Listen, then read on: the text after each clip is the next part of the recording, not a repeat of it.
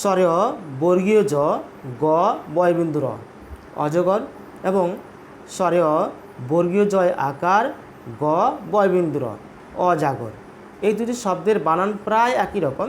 এই দুটি বানানের ক্ষেত্রে আকারের হেরফের রয়েছে, অর্থাৎ একটি বানানে বর্গীয় জয়ের সঙ্গে আকার আছে এবং আরেকটি বানানে বর্গীয় জয়ের সঙ্গে আকার নেই। এই সামান্য হেরফেরের জন্য এই দুটি শব্দের উচ্চারণ একই রকম হওয়া সত্ত্বেও বা প্রায় একই রকম হওয়া সত্ত্বেও অর্থ কিন্তু সম্পূর্ণ পাল্টে যায়।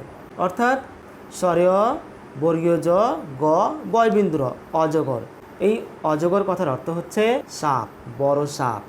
এবং অজাগর স্বরেয় বর্গীয় জয় আকার গ বয়বিন্দু র অজাগর, এই অজাগর কথার অর্থ হচ্ছে জেগে থাকা, নিদ্রাহীন।